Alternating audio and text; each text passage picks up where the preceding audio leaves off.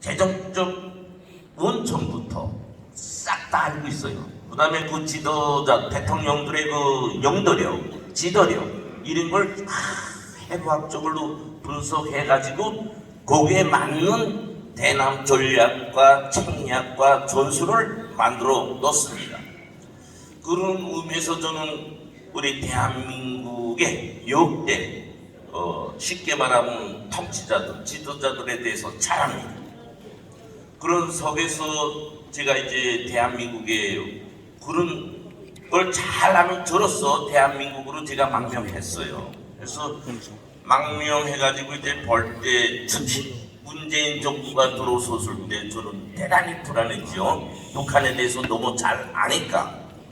과연 이 나라에 이 살릴 지도자가 도저히 있냐 없냐, 저는 실망했어요.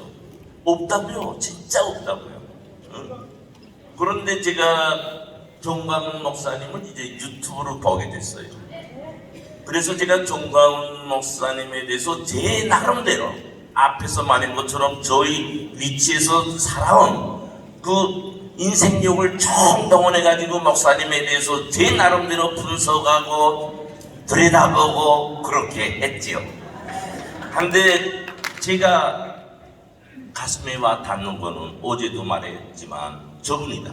우리 대한민국을 살릴 수 있는 분은 저분이다.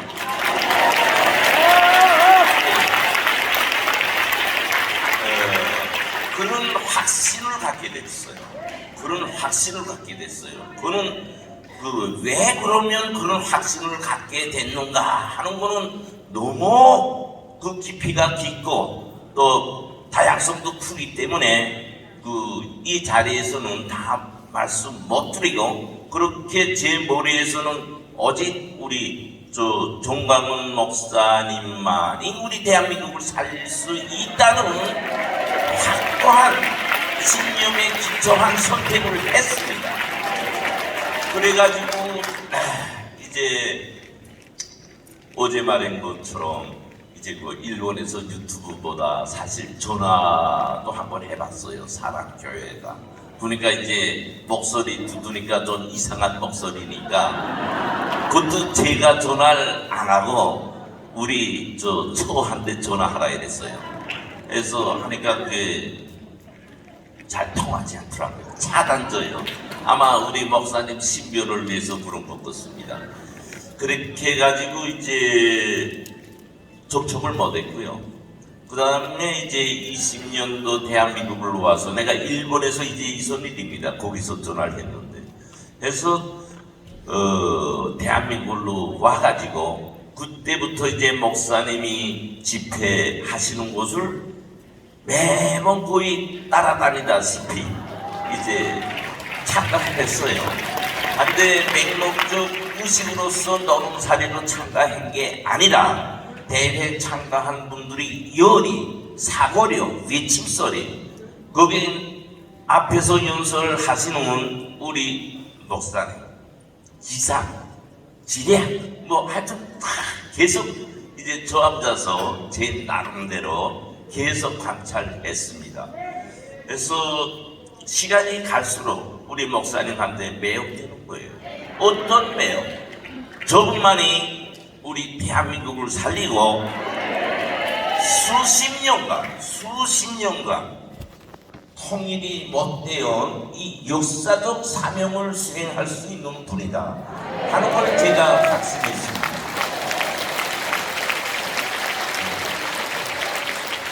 그래가지고 이제 우리 성도 여러분들께서 광화문에서 눈 펑펑 내리는 날 목사님 나오셔서 이제 설교하는 것도 그때 저는 기독교인은 아니지만 그 옆에서 봤고요. 그 다음에 윤석열 대통령 이제 많이 이제 대통령 될 수 있는 분이다고 외치는 그 목소리도 듣었고요. 그러니까 역시 우리 목사님은 선지지명한 선지자이시고 소망자이십니다. 그래서 그런 관계 속에 저는 오늘까지 제가 앞에서도 말한 것처럼 날이 가도록 새 내가 선택한 길이 맞고 나도 그만하면 똑똑하구나 하는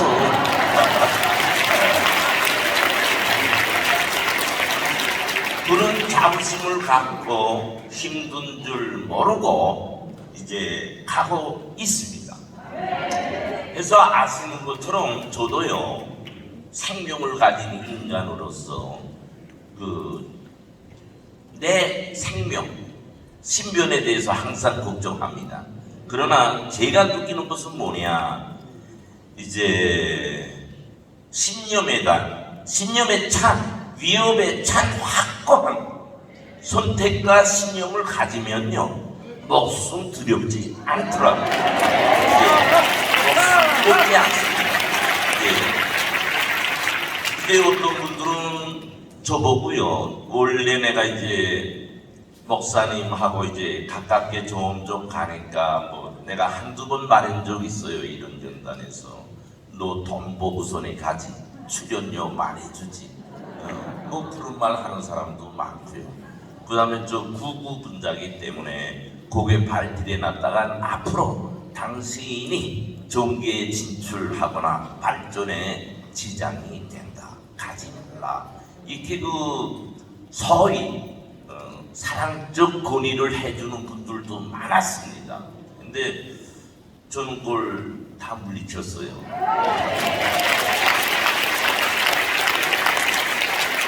아시는 것처럼요, 돈은 귀합니다.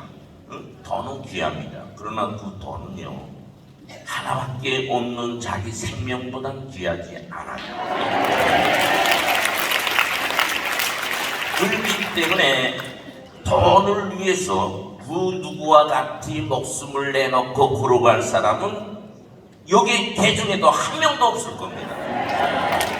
바로 이렇습니다. 우리는 위협에 대한 확신찬 신념을 가질 때 하나밖에 없는 자기 생명도 서슴없이 바칠 수 있다, 이것입니다. 그래서 여기에 모든 여러분들께서도 저와 같은 마음이라고 생각합니다.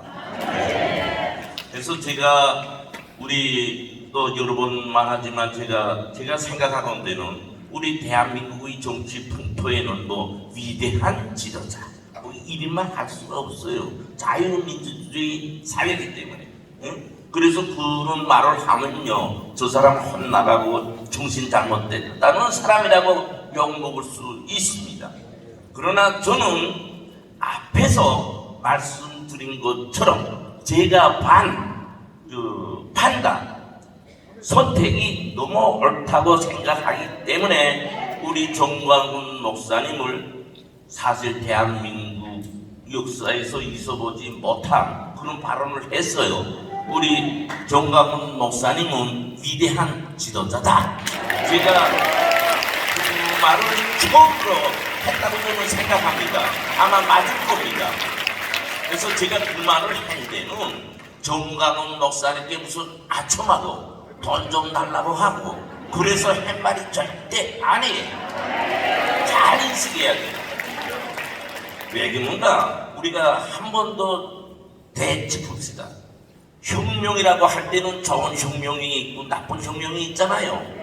이랬든 저랬든 혁명이란 낡은 것을 깨버리고 새 것을 창조하는 혁신이고 변혁이에요.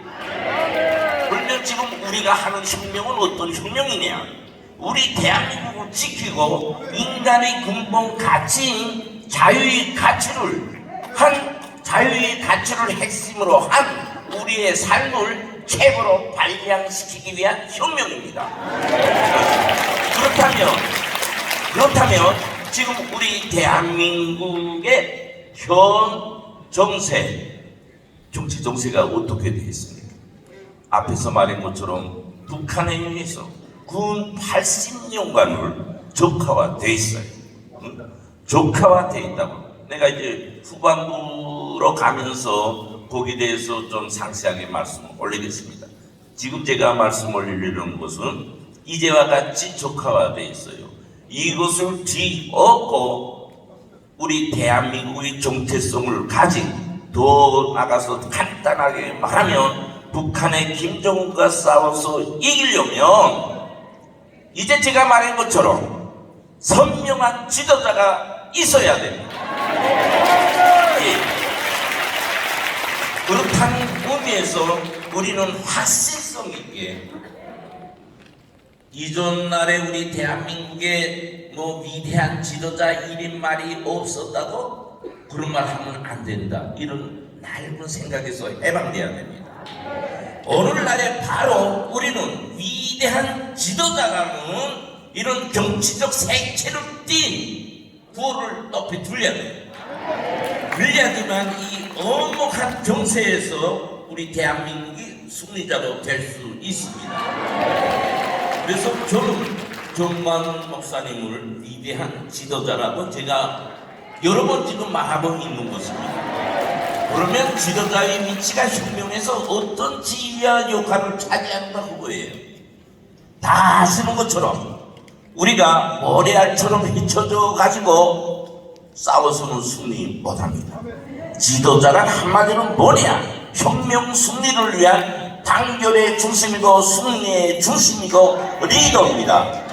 따라서 이런 지도자가 없이는 우리가 지금 진행하는 이 자유마을도 잘 될 수 없고요.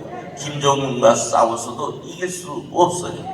그러면 우리가 정부를 들여다보고 그 다음에 이제 정치계를 들여다봐도 우리 정광훈 목사님과 같은 그런 분 눈에 보입니까? 우리가 여기에 모인 것도 또 윤석열 대통령이 출마할 수 있은 것도 조국이 무너진 것도 다 우리 정광훈 목사라는 이런 분이 있었길래 이런 기적이 창조될 수 있었고 앞으로의 미래를 기대할 수 있는 것입니다.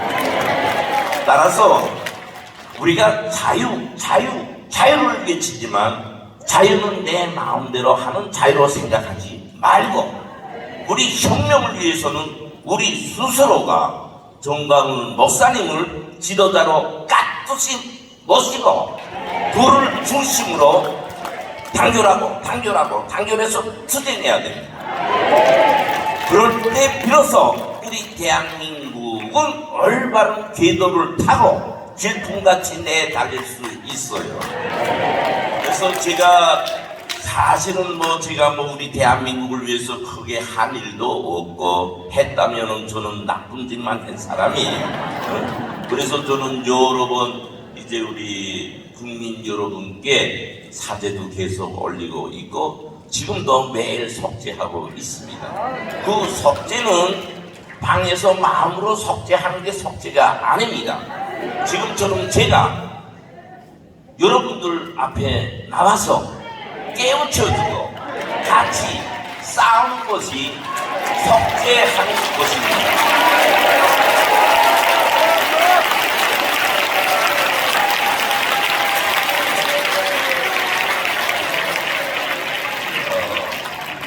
하여튼 오늘 이렇게 여러분들의 힘을 입어 가지고 저희 발언에서도 약간 톤다운 힘이 실려 가지고 지금 말씀하고 있습니다.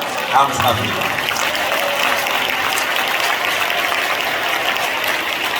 그래서 이번에 우리는 이 기회를 할 일이 많지만은 가장 핵심적인 문제가 뭐냐?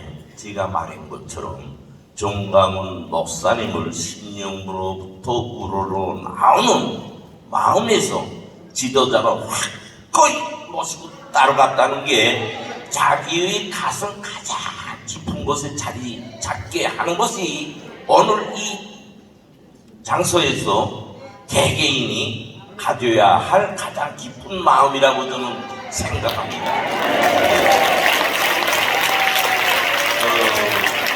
그렇진 않겠지만 이 방송이 유튜브로 많이 이제 나가기 때문에 저 새끼 저거 미친 새끼네 저 북한이나 저 새끼 저거 꽤 저거 정광훈 목사한테 아참하느라고 아부떠네 그 사람 많은데요. 좋습니다. 그 사람들도요 좀 있으면 제가 말하는 의미가 무엇이었고 우리가 지금 가는 길 정광훈 목사님이 어떤 분이라는 것을 꼭 되새기게 될 겁니다.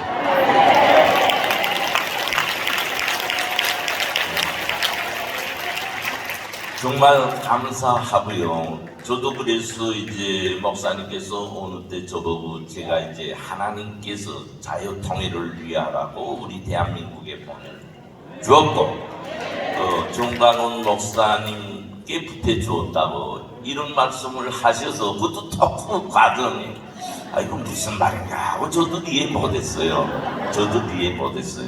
그러나 제가 이렇게 같이 지금 목숨을 같이 하면서 역시 선지자였구나 하는 걸 저는 진짜 매일매 순간 깊이 있게 느끼고 있습니다.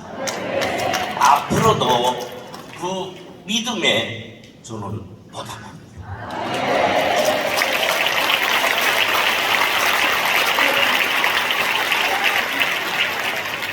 한 제가 거의 30분 이 내용을 말했는데요. 이제는 본론에 들어가겠습니다. 제가 오늘 이 자리에 나선 것은 앞에서처럼 정광훈 목사님에 대한 확신에 찬, 신념에 찬 개개인의 마음을 옳게 잡아주기 위한데 첫째가 있기 때문에 이만한 시간을 이제 분담했고요.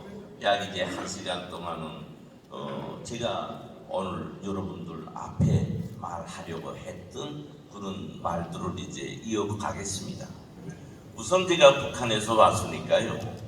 도대체 북한이라는 나라가 어떤 나라인가 또 한번 말씀을 드리겠습니다. 사실 북한이라는 나라는요, 우리 같은 민족으로서 민속도 같고, 언어도 같고, 핏줄도 같고, 정말 같이 살아야 될 우리 동포며 우리 민족의 한 성원이에요. 한 집단이에요. 그러나 잘못된 통치자가 생김으로 해서 오늘과 같이 분단의 역사는 근 80년이라면 지구상에서는 단일 민족으로서 분단된 이 국가는 우리 대한민국밖에 없습니다. 이런 의미에서 우리 대한민국 국민들은 삼부류 인간이라고 욕먹어도 할 말 없습니다. 우리 개개인의 삶이 이렇게 살아왔다 이것이에요. 왜? 결과론을 보고 우리는 말하기 때문에. 여기는 나도 제가 크고 여기 앉은 분들도 제가 큽니다. 우리는 이렇게 이 분단의 역사를 매개 자신이 민족 앞에 지닌 자기 임무를 잘 못한 탓에 이루어진 결과물이라고 청화하면서 3년 내 무조건 전국을 자유통일을 위한다는 각오를 가지고 출발합니다.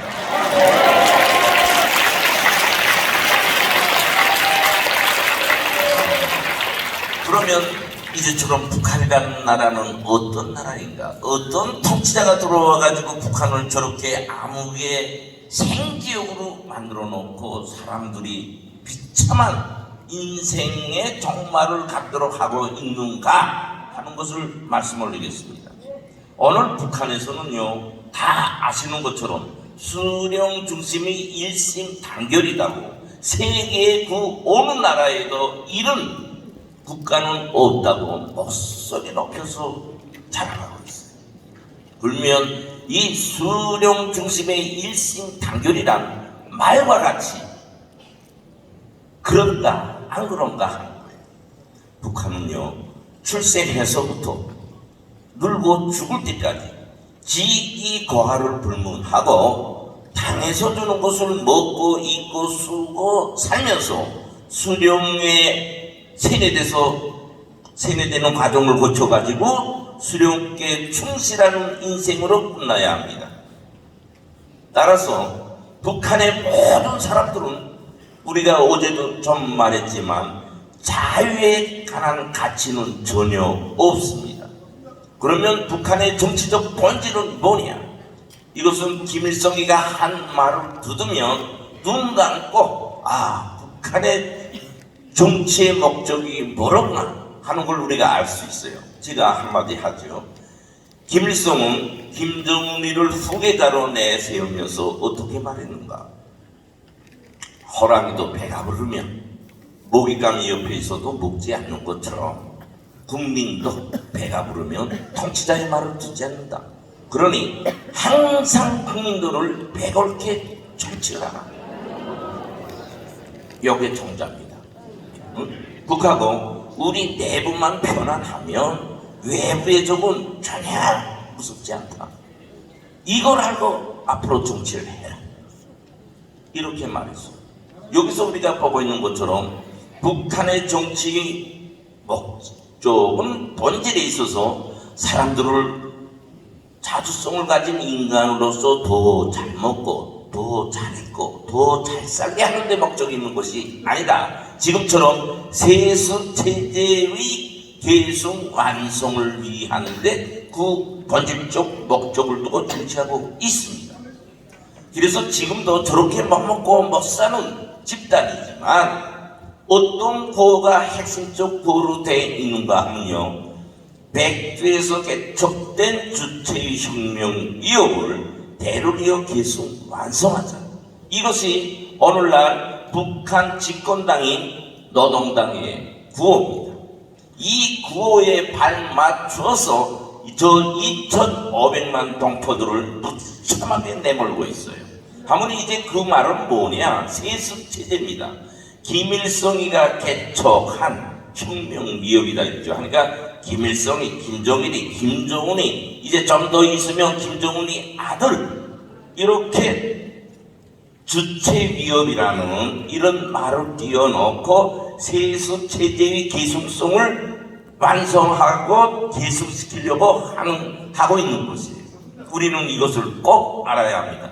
따라서 북한의 독재체제는 세계의 다른 나라의 독재체제와 분명히 구별됩니다. 어떻게? 북한의 독재는 세습체제를 위한 저의 혈통만이 해먹는 체제를 위한 독재체제예요.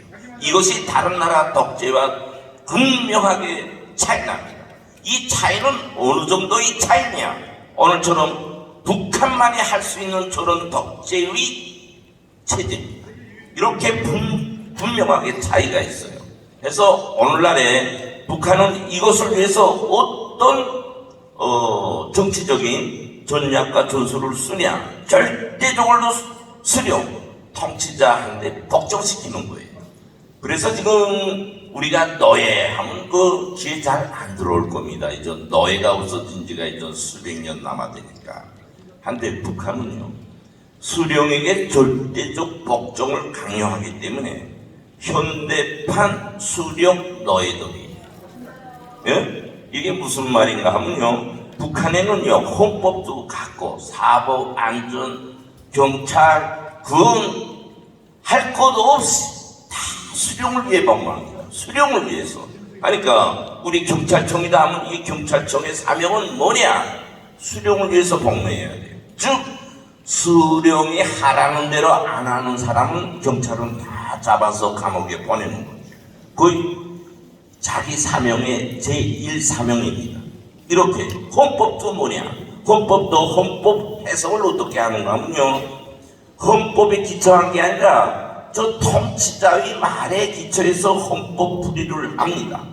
그래서 북한에서는 헌법에 의해서 우리 국민들을 다루는 것이 아니고요, 통치자의 말씀, 김정일 동지의 12월 7일 말씀, 여성들은 치마를 짧게 입지 말 때 대하여, 이게 북한의 헌법 위에 존재하는 그 통치자의 말이에요.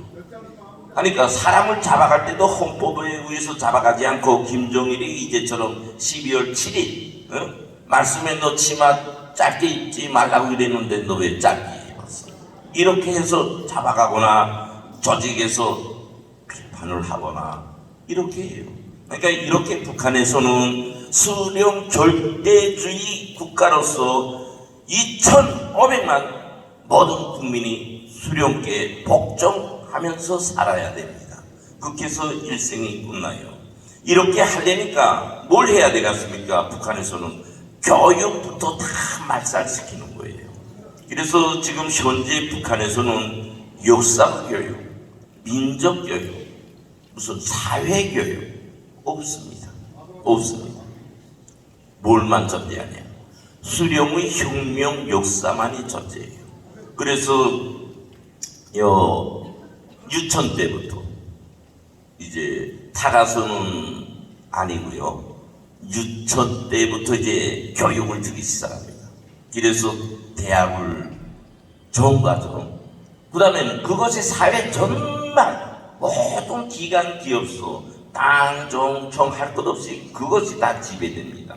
이렇게 북한에서는 민족 수령 절대주의를 위해서 오직 수령의 혁명 역사 교육만이 지금 생존하고 있고, 역사 교육, 민족 교육 다 말살했어요. 그래서 북한 학생들한테요, 이순신이 누구냐, 강감찬이 누구냐, 세종대왕이 누구냐 모릅니다. 몰라요. 그래서 북한의 역사는 김일성이 45년 김일성으로부터 시작됐다고 이렇게 규정되어 있어요. 다시 말해서 사회주의 조선의 시조는 김일성이다. 이게 골자입니다. 그래서 북한의 역사는 그때부터 시작돼요. 그때부터. 그래서 당 정책을 봐도 그렇고 당 역사를 봐도 그렇고 모든 것이 다 김일성의 역사로서 시작되고 끝납니다. 그렇게 돼 있어요. 정말 슬픔이지요. 우리는 꿈에도 생각할 수 없는 이 현실 아니에요. 지금 이 북한에. 그래서 이렇게 북한은 수령 절대주의 정치 체제를 강화시키고 이 개선시키기 위해서 이렇게 어릴 때부터 세뇌화된 교육으로서 진행하고 있습니다. 따라서 북한 국민들은 앞에서 말한 것처럼 수령 중심이 일심단결된 국가가 아니라 멍청이, 모든 사람들이 멍청이가 된 국가예요. 다시 말해서 북한 국민들부터 저 북한의 주체사상, 사람이 모든 것의 주인이며 모든 것을 결정한다는 사람 중심론에 기초한 것이 주체사상이라고 하지만 저 북한 사람들처럼 자주적 의식이 없고 창조적 의식이 없고 자유적 유전자가 없는 국민은요 오직 저 북한 국민들밖에 없어요. 이렇게 잘못된 통치자가 북한을 통치함으로 해서 저 수많은 동포들이 정신적 불구자가 돼가지고 오직 수령을 위해서만이 먹고 살려야 된다고 지금 달리고 있어요. 이것은 또 말하지만 우리 같은 민족의 구성원으로서 정말 슬픈 일입니다.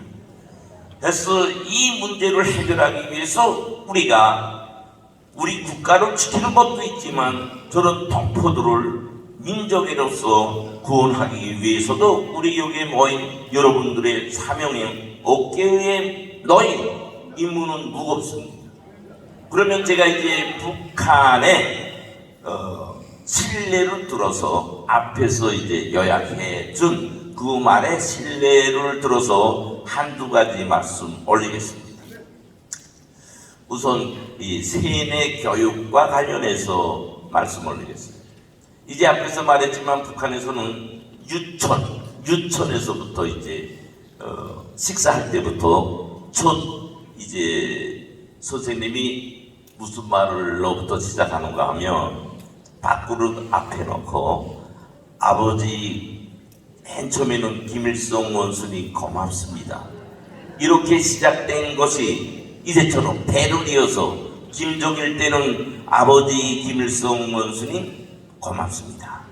지금은 그 에어딩 저 비린내 나는 저 김정은이가요 저 2,500만 동포의 아버지가 돼요.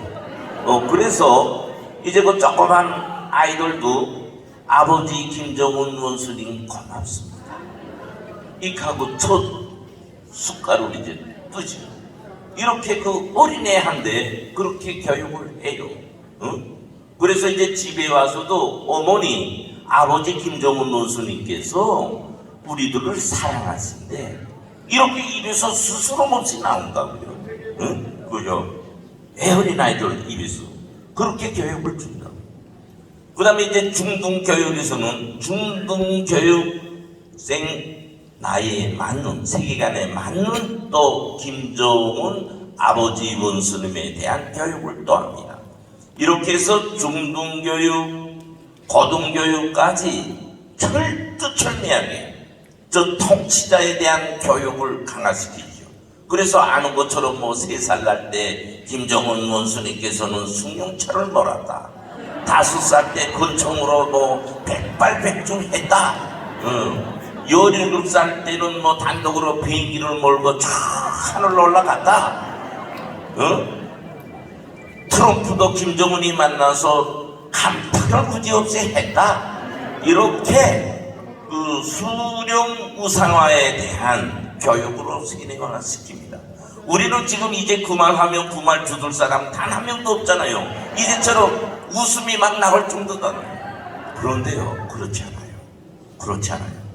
문 열고 나갈 창 하나 없이 가다 놓고요. 그런 교육을 계속 수년을 하면요. 저렇게 어릴 때부터 하면 그렇게 된단 말이에요. 자연히 그렇게 돼요. 그래서 그 독일의 게펠스가 고집도 100번 하면 진짜 된다고 그러지 않았어요. 똑같다고. 그러나 그 게펠스 말을 한참 써야 돼요. 저 북한에는요, 저 조직에 의해서 그런 사상 교육을 주입시키면요, 다 그렇게 세뇌됩니다. 그래서 그 세뇌됐다는 증거를 내가 말하면, 이제 그 김정일이 죽었을 때, 김일성이 죽었을 때, 연구차 나갈 때 막 울지요. 그래서 인단 말이에요. 그래서 제가 이제 정신적 불부자다. 이렇게 제가 말씀을 올리는 거예요.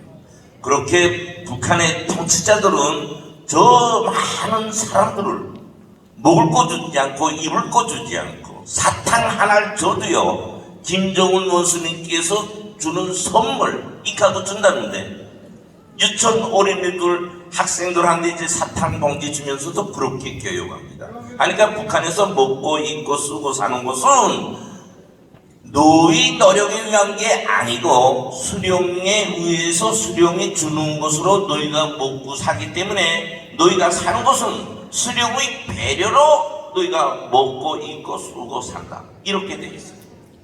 꿈에도 생각할 수 없는 말이지. 만약 지금 이렇게 어린이들 속에 유치원 때부터 이런 세뇌 교육을 한다면 지금 대학 꿀지가 하나 쓸려질 것 같아요.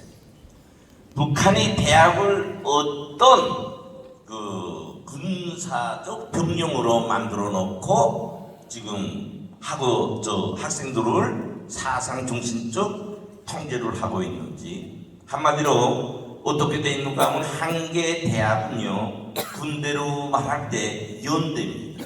연대.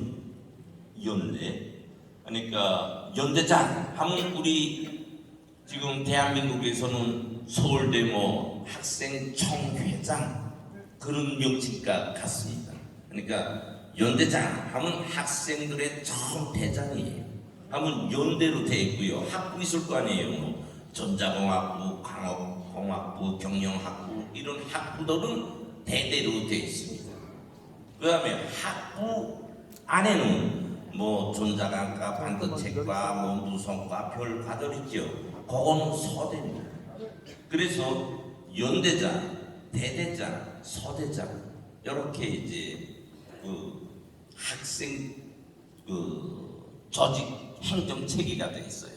그 다음에 그 안에 당원은 당 조직에, 산업청은 산업청 조직에 또 망라돼서 생각합니다. 이렇게 대학은 하나의 군대 부대와 같이 사상교육을 하고 일과를 진행하고 있어요. 그래서 이제 우리 그 프레이도 할 때 그 대학생들 행보하는 것들 나오지요. 그래서 그런 행보를 할 수 있는 거예요. 일상적으로 그렇게 산단 말이에요. 그러니까 저 체제를 위해서 대학이 학업을 중심으로 한 학습, 학업제일주의가 아니라 사상제일주의로 학교를 끌고 가고 있다. 이겁니다. 그래서 이제 저 북한에서는요, 대학 졸업하면서 학생들의 생각은 어떻게 돼 있냐? 이 사상 위주로의 교양을 받았기 때문에 우리는 대학 교수 하면 아주 큰 사람으로 우리 인식되죠? 북한에는 아니에요. 그러니까 이제 대학 졸업할 때 북한에는 교수라고 안깁니다. 교원이라고 해요. 마지막 시기 연로해서 이제 그만둘 때 명예직으로서 교수라는 칭을 줍니다. 근데 이제 대학 졸업할 때 교원으로 안 떨어지겠다고 서로 발부둥질합니다. 왜? 교원으로 떨어지면요, 저기는 정치사회니까 먹을 것도 없고 입을 것도 없고 권한도 없고 아무것도 없어요. 그래서 서로 맞고 교원 안 떨어지겠다고 이제 저 북한에서는 그걸 어떻게 말하냐면 안면치게 하지요. 예, 힘 있는 사람들한테 부탁해서 나 대학에 좀 안 떨어지게 좀 해달라고. 그렇다고 대학생들 자체 머리가 그렇다는데, 그렇게 북한에서는 정치 일면도적인 사상교육을 강화함으로 해서 대학 학생들도 교원으로 떨어지는 것을 가장 수치스러운 일로 생각하고 있습니다. 이렇게 북한에서는 어린 시절부터 대학 졸업할 때까지 이 교육과정 모든 것이 학업을 위주로 한, 과학을 위주로 한 교육이 아닌 수령 절대주의에 준한 정치 사상 교육을 핵심으로 진행하고 있다. 이런 말씀을 올리겠어요. 두 번째 실례될 것은 이제 우린 여기 자유마을을 위해서 모신 여러분들이니까 주민자치제, 이게 얼마나 북한을 그대로 모방했는가 하는 걸 이제 제가 말씀 올리겠어요. 사실 여러분들은 모를 수 있지만 이 주민자치회라는 거예요, 우리 좌파들이 만들어낸 작상이 아니에요. 이것은 순수하게 북한에서 작상해 가지고 우리 좌파들에게 과업을 줘서 대한민국을 총소리 한 번 내지 않고 북한에 적화화시키기 위한 마지막 단계의 과업이에요 지금. 그러면 이제 제 말씀을 한번 듣어보세요. 북한에는 하부 말단 행정기관이 뭔가 하면 동이에요. 동 아래 인민반이 뭐 1인민반, 2인민반, 3인민반 해서 한 10개 내지 15개 있습니다. 하면 이 동에 뭐 있냐? 여기는 국민들을 감찰하고 통제하는 그런 기관들이 있죠. 보이성, 경찰, 당 이렇게 와 있어요. 거기서 그 제일 말단의 주민들의 생각, 물질 영역 할 것 없이 다 정보를 수집합니다. 하나 실례를 주죠. 북한의 아파트를 하나 실례를 주죠. 북한에는요, 우리 대한민국의 그 고층 건물의 아파트처럼 전자화가 돼 있고 엘리베이터가 오르내리고 이렇지 않아요. 북한에는요, 그 아파트 현관에 들어가려면요, 경비실이라고 조그만 경비실 있어요. 여기 경비원이 딱 앉아 있습니다. 24시간. 이 사람은 뭘 하나 하면요, 그러니까 어느 집에 누구 다 할 거 아니에요. 저 24층 사업 세대주는 어느 공장 지도원하고 있고 이거 다 한단 말이에요. 하면 이제 사람들이 이제 물건도 가지고 누가고 다 주잖아요. 그거 다 적는다고. 어느 집 몇 시에 뭐 물건 보따리 이만큼 큰 거 들고 올라갔다. 이게 다 적어요. 다 적어요. 하면 거기 뭘로 가는가 하면요, 경찰 한 대도 가고 보안원 한 대도 가고 불명코이 또 당에 가고 이렇게 다 적어놓는다고 다. 그래서 그 경비원에 위해서요, 그 아파트에서 사는 사람들의 그 외관적인 일상은 다 장악됩니다. 하고 그 아파트에 이제 인민반이 뭐 2개의 인민반, 이제 좀 고층이 크면은 3개의 인민반 정도가 사는데요. 거기에 또 반장들이 있단 말이에요. 반장들은 반장으로서 자기 반성원들의 그 집안에 대해서 항상 통제하고 보호하지요. 이렇게 북한은요, 자기가 잠자고 생활의 보금자리인 그 장소까지도 이렇게 감시와 통제 밑에 살고 있어요. 그러면 중앙당 알죠? 당중앙위원회, 당중앙위원회, 중앙당 그 사람들은 그렇게 하냐 안 하냐? 그 사람들은 더 세게 하죠. 그러니까 저 중앙당 아파트가 지금 우리 아시는 분 있는지 모르겠는데 저 창관골이라는 건 그거 다 모두가 다 중앙당 아파트예요. 거기도 이제처럼 다 접수가 있단 말이에요. 그래서 거기 올라가려면 다 접수해야 돼요. 몇 층에 누구 나는 누군데 관계가 어떻게 되고 그거부터 다 적고 그 다음에 올라가야 되는데 그 적었다고 올라가는 거 아니고 거기에 이제 올라갈 수 있는 그 규정이 있어요. 친척관계에서 사촌까지 뭐 이게 다 규정이 있어가지고 이제 출입이 허용됩니다. 그하고 이제처럼 물건 가지고 가는 거 그게 다 적어요.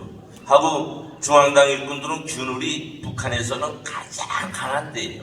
몇 시에 그러니까 중앙당은 그 집회 아팠더니까 출퇴근 시간에 같으니까 주로 2시간에 출근했다가 그 시간에 퇴근하고 다 돼 있는데 좀 늦은 시간에 내가 10시에 올라간다. 다 장한대.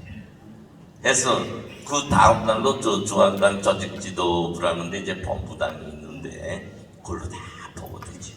그러니까 그걸 다 알고 생활하는 중앙당 사람들이기 때문에 이제 그처럼 그런 잘못된 행동 안 해요. 그거 안 해야지 거기서 먹고 살 수 있으니까. 이렇게 북한은요, 겉으로 볼 때는 평온하고 제 발로 걸어 다니는 거 같고 제 입으로 말하는 거 같고 제 귀로 누구픈 거 다 듣는 것 같지만 이제처럼 그렇지 않아요. 좀 혹독하게 말하면요, 거기서 숨 쉬고 공기를 마시는 것 그 자체도요 당의 배려 때문에 그 정도로 사람들을 통제한다는데, 응? 그 정도로 우리는 그걸 모르고 살아요. 그걸 모르고. 제가 왜 자꾸 자유가 소중하다가 뭐 말하는가 하면 말하고 파서 하는 게 아니고, 이렇게 북한의 국민들은 제 눈 가지고 보지 못하고 입 가지고 말하지 못하고 귀 가지고 듣지 못하는 암흑의 세상, 생기 없의 세상에서 살고 있다 그겁니다. 제가 이거 말하는 거 0.1% 보탠 것 없어요. 보탠 거 없다고. 이걸 우리가 잘 알아야 됩니다. 그래야 자유의 소중감이 얼마나 귀중하고 큰지, 이걸 이룰 때 우리 운명이 어떻게 되는지 이걸 뼈저리게 우리가 느껴야 됩니다. 제가 지금 자유마을 우리 여기 모인 대표 여러분들께서 얼마나 중요한 직책으로 이제 앞으로 일을 하고 해야 되겠는지 제 말을 통해서 이제처럼 잘 느끼시기 바랍니다. 저 주민자치제가 저렇게 성공하는 날에는요, 그것이 완성되는 날이 우리 대한민국이 무너지는 날입니다. 어떻게 무너지는 날인가? 북한의 저 동인민반 생활하는 것처럼 이제 그 속에서 살아야 된다 그예요. 응? 이거 고짓 아닙니다. 앞에서 말한 것처럼 주민자치제는 북한의 정보 공작기관에 의해서 지금 실행행위이기 때문에 그렇게 될 때는 두말할 것 없이 저 북한의 동인민반 생활처럼 우리가 살아야 되는 것은 자명한 이치입니다. 이것을 잊어서는 안 됩니다. 그래서 우리가 하는 이 운동이 나를 위한 일이고 내 자식을 위한 일이고 우리 국가 미래를 위한 일이고 오늘 현재 우리 대한민국을 지키기 위한 승명적인 혁명적 과업이다. 이걸 잘 알아주시면 좋겠습니다.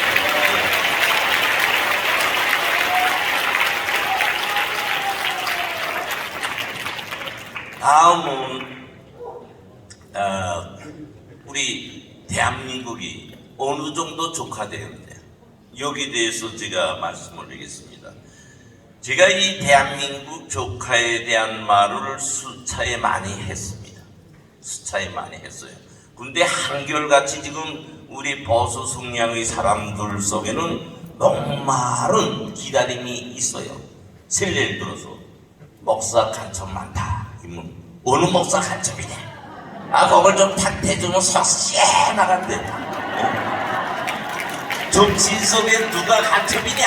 하면 그 김떨떨이 누구? 아, 이건 넘어져 갔는데 그 국방부에 누가 간첩이야? 하면 국방부 합참 누구? 작전 누구? 하면 또 씌어나간대. 이 답변을 말을 안 하니까 에이, 저 김국성이 걸보기 싫어. 저 사람 나와서 계속 조카됐다고 밀고 한참 많다고 있는데 너 도대체 누구냐? 말 좀 해달라. 이렇게 좀 비판 많이 받습니다. 네, 비판 많이 받아요. 근데 지금 이 앞에서도 계속 우리 성도분 말하라고 있는데 말할까요? 하지 말래요. 하지 말래요. 하지 말래요. 예. 그렇습니다. 우리요 조금 기다립시다. 조금 기다립시다. 우리 귀 마음에는 그 사이다 콜라 마신 것처럼 시원하겠지만 좀 우리 참고 좀 참읍시다. 참으면 그때는 이제 뭘 참나무 막 짜게 내려가는 소리 있죠? 부를 때가 꼭 옵니다.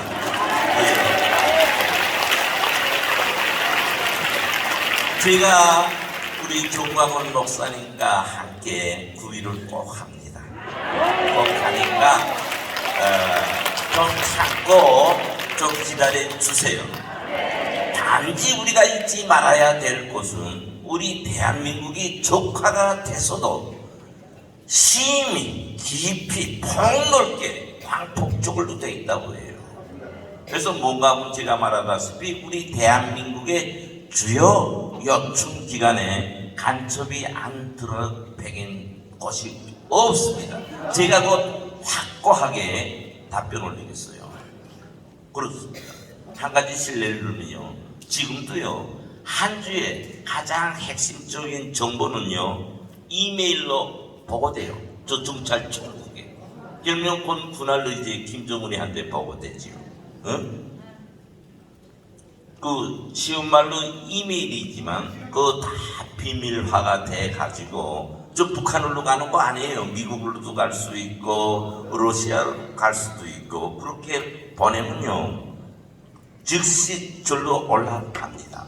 그렇게 지금 우리가 북한에 의해서 80년간의 오랜 기간에 적화가 됐어요. 어저께도 제가 말했지만 우리 대한민국은 사상 정신적 면에서는 지금 영양실조가 걸렸어요. 물질적 면에서는 비대해졌어요. 끝없이 살진 돼지처럼. 그러니까 이게 뭐예요? 사상 영역과 물질 영역이 비대칭으로 이루어졌다고 해요. 반면에 북한은 아까처럼 우리가 흠은 보지만은 정신적 불구자가 돼가지고 저 죽을지 살지 모르고 불나비가 불에 뛰어들듯이 통치자가 저 남조선 해방에서 앞으로 하면 막 들어온단 말이에요. 이거 무섭다고 해요. 그러니까 제 생각에는 그렇습니다. 우리 대한민국은 오늘날에 경제적, 물질적 그 토대가 그 생활력이 이제처럼 세계 경제 10위권에 들어가 있잖아요. 다음에 군사 장비력 세계 6위권이에요. 북한하고 대면요 어느 거 하나 골코나 부족한 것 없습니다. 강해도 어느 정도 강하나 6, 70배 강해요. 6, 70배가 강하다고. 그건 숫자 저걸로 볼 때 그렇지요. 실제 생활 그대로 하면요 비교조차 할 수 없이 우리 대한민국이 강합니다. 근데 왜 오늘 우리 대한민국이 우리가 지금 모인 것처럼 우리 대한민국을 이제는 지키자는 말까지 태보했나 고해요. 이런 강한 국가를 가지고 우리 대한민국 지키자, 북한으로부터 지키자, 이거 사실 후퇴된 말이고 좀 말하기 거북한 말 아니에요. 왜 우리가 저 거지 나라 한데 우리 우리 대한민국을 지키자는 이런 환경까지 왔는가 거예요. 이것은 뭐냐?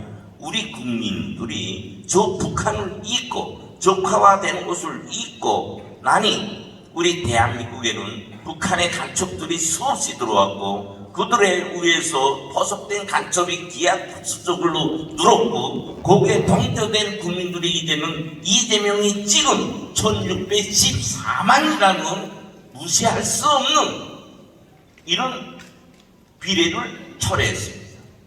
다시 말해서 우리는 꼭 이제부터라도 사상정신적 무장, 북한한테 이기기 위한 사상정신적 무장을 제1의 혁명 과부로 우리가 틀어지고 나갈 때 북한한테 이길 수 있고 오늘날에 대한민국의 적화화를 막고 지킬 수 있고 승리시킬 수 있다. 이겁니다.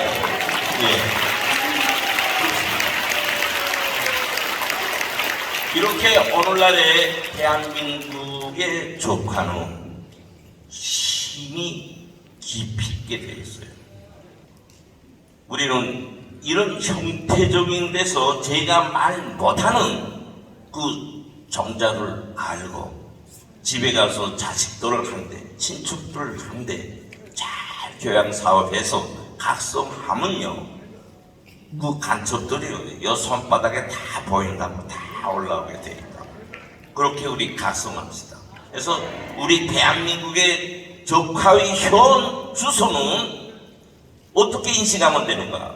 김대중, 노무현, 문재인과 같은 좌파의 대통령, 더 나가서 북한이 만들어준 대통령이 출마할 수 있었다. 이게 오늘 우리 대한민국의 적화를 보여주는 결과입니다. 그래서 아시는 것처럼 문재인 간첩이요? 아니요. 간첩입니다.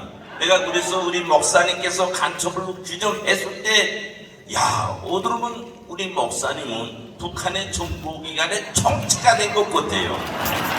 저보다는 더 잘합니다. 그러니까 저는 판독하는 거예요. 목사님이 제시하고 말씀하시는 거는요, 딱 북한 정보기관 총책이 말해주는 것 같아요. 나는 깜짝깜짝 놀랍니다. 문재인이 간첩이란 말이에요. 간첩이란 말이에요. 세상에 세계 어느 나라에 한 개 국가 대통령이 간첩인 대통령 봤어요? 못 봤잖아요. 특히 우리 남과 북은 주적으로서 허상 주정하고 있어요. 근데 그 주적의 간첩이 우리 현대적인 우리 대한민국, 선진적인 대한민국, 비로소 자유에 기초한 대한민국의 대통령을 5년 해먹을 수 있었다는 것은 우리 대한민국 국민들이 그만큼 정치 사상적으로 무디다는 거예요. 이제는 여기서 다 깨어나야 돼. 깨어나야 돼.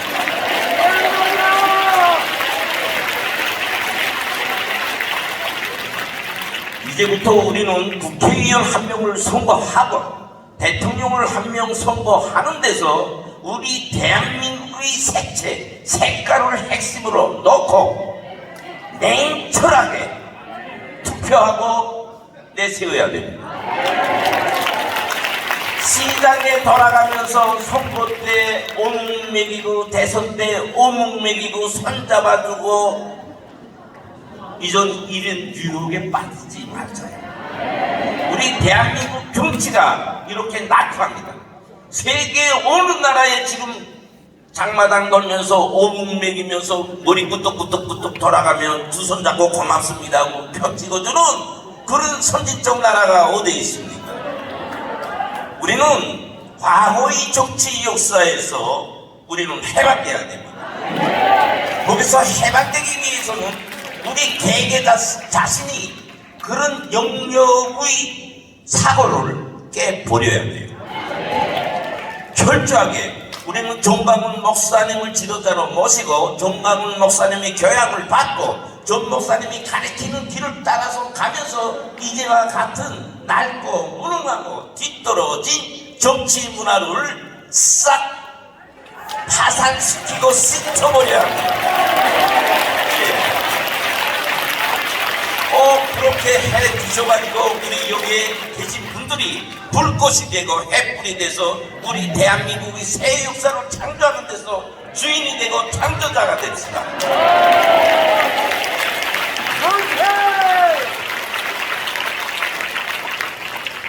다음으로는 자유와 덕제에 대해서 제가 말씀을 드리겠습니다. 앞에서 말씀한 것처럼 자유는 그 무엇과도 바꿀 수 없이 우리 인간 삶에서는 가장 거대한 것이고 귀중한 것이고 삶의 전부예요.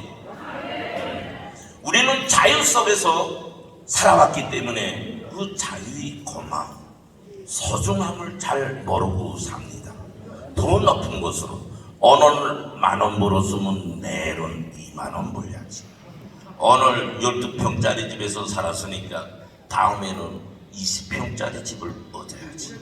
이렇게 그쪽으로만 달리고 가요. 그것도 중요합니다. 사람의 삶은 희망적이고 미래지향적이어야 되기 때문에 그런 목표, 희망을 갖는 것은 아주 정당하고 옳고 그런 것입니다. 그러나 이 소중감을 잊고 그것만을 알면은 근본을 잃게 됩니다. 근본. 우리는 여기에 대해서 똑똑히 알아야 된다고 저는 북에서 산 사람으로서 제 피부로 느껴지는 말을 하고 있습니다. 그러면 우리가 이 자유의 폭, 자유의 개념을 우리 대한민국 현실에서 어디까지 가지고 갈 것인가 그거예요. 우리가 다른 나라 국민들처럼 자유의 가치를, 동등한 자유의 가치를 그 개념을 가지고 우리가 살아야 되냐 안 되냐 이것이라고 해요. 저는 안 된다고 봅니다. 왜? 북한이라는 저 독재의 국가가 우리 대한민국을 저들이 통치 밑에 놓기 위해서 80년을 지금과 같이 조각시켰고 지금도 자기 통치 밑에 놓기 위해서 할 수 있는 모든 짓을 다 하고 있어요. 즉 다시 말해서 뭐냐, 북한과 싸워서 이기기 위한 자유가 돼야 되며 북한 밑에 살지 않기 위한 자유의 개념을 가져야 된다, 그것이에요. 따라서 동등하게 자유라는 글자 두 글자에 해당한 글자로 쓴 개념에 귀착되지 말고 우리 대한민국이 처한 위치에서의 자유의 개념을 새롭게 갖자고 해요. 예. 다시 말해서 우리가 가진 자유의 개념은 북한한테 이기기 위한 자유의 개념으로 가야 된다 겁니다.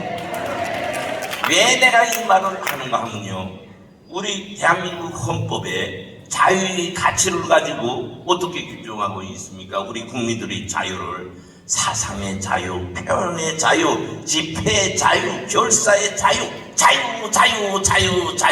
자유전자로 만들어놨어요, 사람들. 북한은 이 자유의 호를 쓰고 주체 사상이라는 감투를 쓰고 우리 국민들을 정신을 해이시키고 국가를 허물어 뿌리는 대로 주사파를 내세워가지고 지금 가고 있다 그 말이에요. 그래서 우리는 이 자유, 이제처럼 사상의 자유, 표현의 자유 다 좋지만 이걸 그대로 우리가 허용할 때 한번 들어보세요. 사상의 자유, 난 자유야, 주체사상 좋아. 표현의 자유, 나 표현의 자유야, 나 인공기 좋아 해가지고 저 시내 거리바닥에 인공기가 막 휘날리고 있어요. 예? 집에 들어가면 어떤 집에는 김일성의 초상화도 걸어놓은 집이 있다 이러더라고요. 이게 사실 이 분단된 정치의 팽팽한 군사적 충돌이 팽팽한 이 정치 정세에 이런 자유 요구합니까? 우리 이런 자유 요구하면 안 됩니다. 절대로 안 됩니다. 이런 자유는 우리 대한민국을 허물어뜨리는 자유예요. 북한의 공작기관은 이것을 미끼로 우리 대한민국의 체제를 허물어뜨리고 있어요. 서로 바꾼 자유, 자유. 그래서 김정은 연구위원회 자주 쉬고 노동신문보다 몇십 배 더 강한 주체 사상 김정은이 혁명 사상을 전파하고 있어요. 이것도 자유에 기초하고 있어요. 그래서 우리 국가보안법이 여기에 칼을 못 대고 있어요. 김정은 연구소라는 걸 차려놓고 젊은 청년들이 뭘 김정은이 사상을 연구하고 있어요. 그 명색 밑에 매 국민들에게 주체 사상을 주입하고 있단 말이에요. 주체 사상은 뭐냐 주입한다는 게, 대한민국은 나쁘다, 미국의 식민지다, 미군을 철수해야 된다, 우리는 한민족이다, 북한은 핵무력을 핵심으로 한 자주국가다, 이런 선전을 하고 있다. 이게 그래서 이런 자유 좋습니까? 이거 자유 좋아요? 자, 또 한 가지 실례입니다. 자유라는 그 속성을 토대로 해서 상주에 사드 배치해요. 그거 가지고 다 알지 않습니까? 박근혜 정부 때로부터 지금 사드가 지금 우리 대한민국의 논점을 불러오고 있고 국민을 분열시키고 있고 그래요. 그러면 저것 좀 쉬워요. 사드 제발 많이 오라. 저는 그렇게 생각해요. 저는 그것을 우리 국민을 해치는 일로, 미군의 지배 밑에 누가 놀릴로 저는 생각하지 않습니다. 왜 그래야? 지금 그것도 어떻게 반대하고 있습니까? 사드가 들어오면 우리 국민의 생명이 위험하다. 북한에서 미사일로 여기 때려갔는데 그 미사일을 위해서 내가 이거 죽을까봐 걱정된다. 이하고 사드 반대 투쟁을 벌리는 거예요. 어떤 면에서는 그분들의 요구 맞습니다. 그러나 한 발자국 더 나가 생각하면 우리 국가가 있어야 내가 있고 내 가족이 있고 내 족이 있지 않습니까? 내 희생이 없이 국가라는 울타리 속에서 내 복만 차려갔다는 이런 비양심적인 인간은 생존돼야 됩니까? 없어져야 됩니까? 없어져야 됩니다. 우리는 내가 대한민국에서 이런 법을 누리고 세상에 가수 펴고 비행기 타고 다닐 수 있는 것은 내 개인이 잘 돼서가 아니라 우리 대한민국이라는 위대한 역사가 있고 나라가 있기 때문에 그런 겁니다.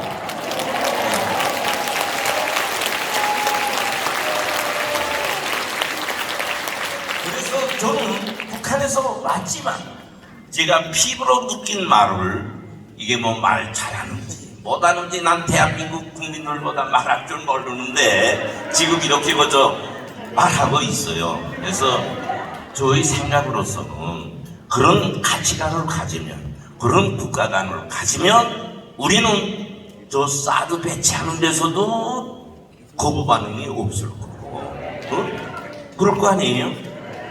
그런 거부 반응이 없이 한 사람같이 투철한 국가관과 세계관을 가지면 저 김정은이하고 싸워서 현 시점에서 이긴다고 해요. 북에 무너지면요, 저는 담담히 말합니다. 백전백패합니다. 북한한테. 백전백패예요. 그래서 우리는 지금까지 사상 중심적 무장을 소홀히 했다면 오늘 이 순간부터는 그 사상 중심적 무장을 제1차적인 국가를 건재하고 지키고 김정은이한테 이기는 가장 중요한 자기 신념 과업으로 받아들이면 됩니다. 네, 그렇습니다. 그렇다면 이 사상 중심적 무장이 뭐 힘든 거 있어요? 힘든 거 없잖아요. 정말 쉬운 겁니다. 자기 마음에서 우러나오는 신념이에요. 네? 이건 누가 시킨다고 되는 거 아니잖아요. 우리가 뭐 북한 세상이라고 다 모여 사상투쟁하고 조직생활하고 오라 가라 말라 해서 억지로 무장시키는 사상정신적 무장이 아니라 우리 마음에서부터, 국가관으로부터, 자유관으로부터 신념에서 우러나오는 진리이기 때문에 우리는 누구나 이 무장하는 데서 쉽다고 해요. 그래서 우리는 이것을 새롭게 창조합시다. 그래서 우리 대한민국의 사상 중심적 이 열풍이 확 차넘치게, 확 차넘치게 이렇게 합시다. 그래서 앞에서 생각한 자유가 내가 하고픈 대로, 내가 말하고픈 대로가 아니라 우리 국가 정체성에 기초한 자유, 김정은 한 대 이기기 위한 자유, 이런 세계관, 이런 개념으로 그것이 진리가 되도록 우리 무장합시다. 불면 이깁니다. 다음으로는 자유와 배치되는 덕제에 대해서 말씀 올리겠습니다. 그러면 우리 사회에서 덕제의 개념을 어떻게 정의하고 가질 것인가? 덕제하면 덕제에 대한 정의는 너무 많이 읽어봐서 다 잘 알 겁니다. 다 잘 알지요. 세상에서 가장 잊지 말아야 되고 덕제는 잊지 말아야 되지만 가장 생존되지 말아야 되고 죽어야 되는 덕제는 저 북한의 1인 덕제 체제예요. 그래서 저는 덕제에 대해서 누구보다 잘 압니다. 그 어떤 철학가보다도 저는 덕제에 대해서 잘 압니다. 덕제에 대해서 저와 논의할 사람 세상에 있는 철학가들 다 오세요. 저 이깁니다. 네, 담담히. 근데 우리 대한민국에서 이제 자유의 가치와 이념에 대해서 새롭게 우리가 생각해야 되는 것처럼 대한민국에서 덕제에 대해서 어떻게 생각해야 될 것인가, 그것이에요. 우리는 박정희 시대를 유신 덕제 체제라고 규정하고 좌파들이 거기서 서식해가지고 오늘 것처럼 자랐어요. 소위 민주화를 이룩한다고 하면서 자랐어요. 저는 그러면 박정희 유신 덕제 체제가 다 말하는 그런 우리 대한민국 국민들이 삶을 죽이고 인간의 자유를 꺾고 그런 덕제였는가? 저 혼자 많이 생각해봐요. 아니요. 저는 아니라고 봅니다.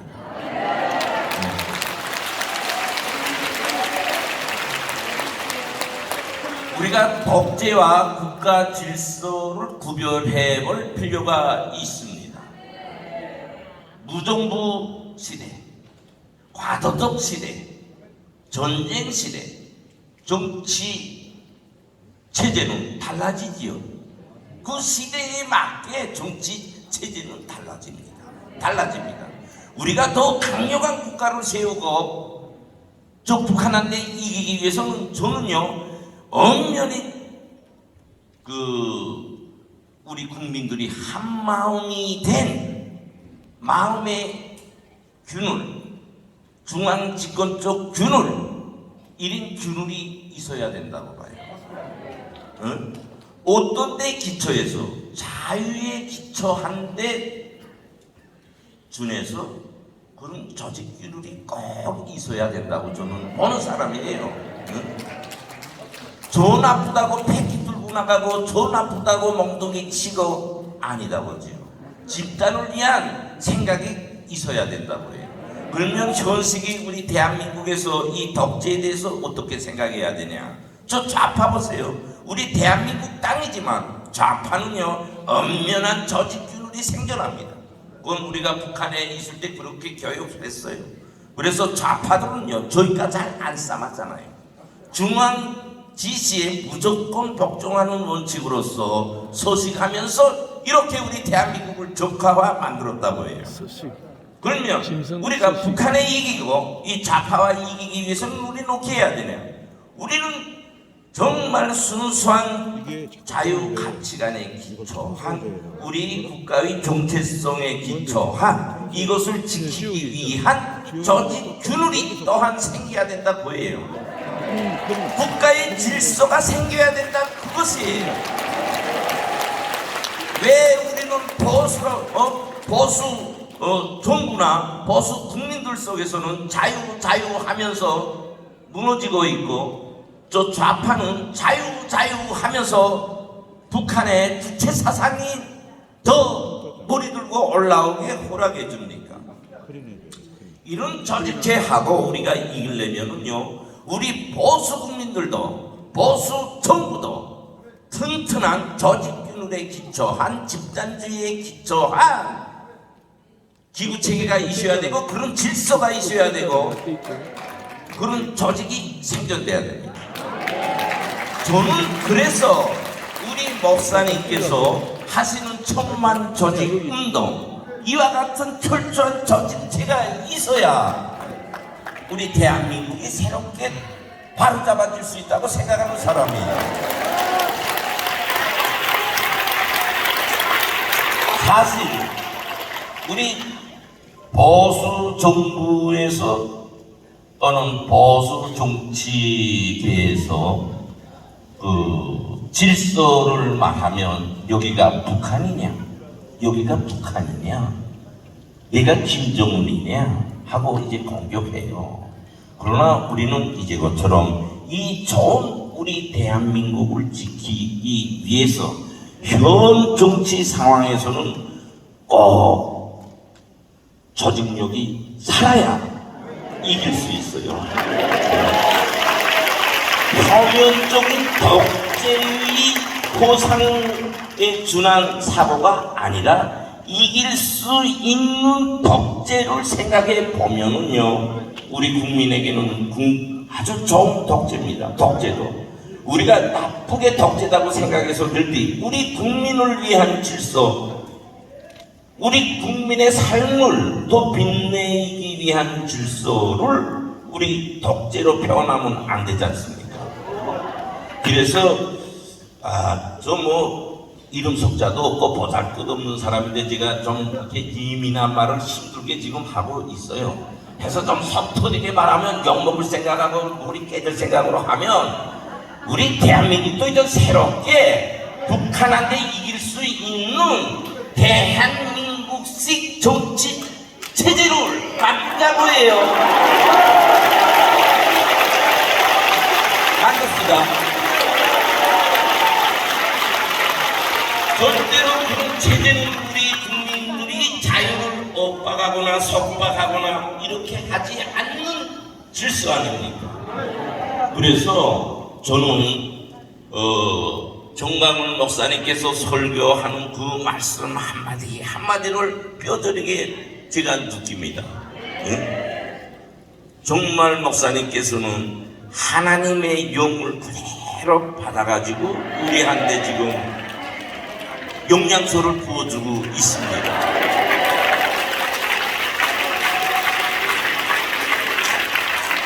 사실 저는 북한에 있을 때 어제 말한 것처럼 하나님이 뭔지, 성령이 뭔지, 예수님이 뭔지 전혀 몰랐어요. 전혀 모르고 그런 말을 외우는 사람은 좀 정신이 잘못된 사람이에요.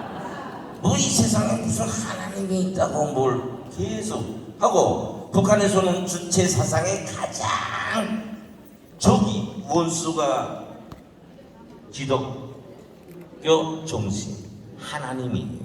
그래서 좀 믿으려고 하는 사람은 저 정치범 수용소로 그렇게 살한 제가 오늘날에 제가 와서 전 목사님을 만났고 접하면서 하나님이야말로 우리 인간 창조에 만물을 창조해 주신 영혼이라고 저는 생각하고 있습니다.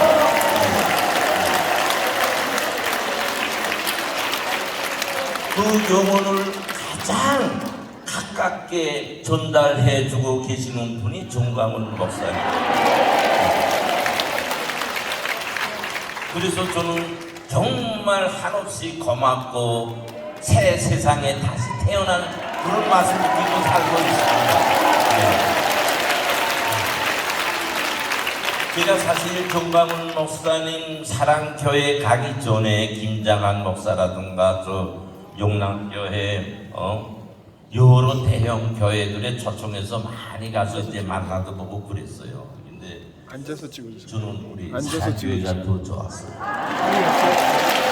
앉아서 찍어서 이거에 나오는 중에 뭐 대리석을 깔아놓고 그 교회가 뭐 궁전처럼 번쩍번쩍하고 다 그렇더라고요. 그것도 좋아요. 근데 저는 사랑교회를 가면서 그 텁텁한 그 흙냄새가 실지 하나님의 그 정이 몸에 와 닿는 것 같더라고요. 그러다 나니까 이제 목사님에 대해서 더 새롭게 보게 됐고, 또 그 사랑교회 가서 참가해 보니까 죽은 교회가 아니고 산 교회가 됐더라고요.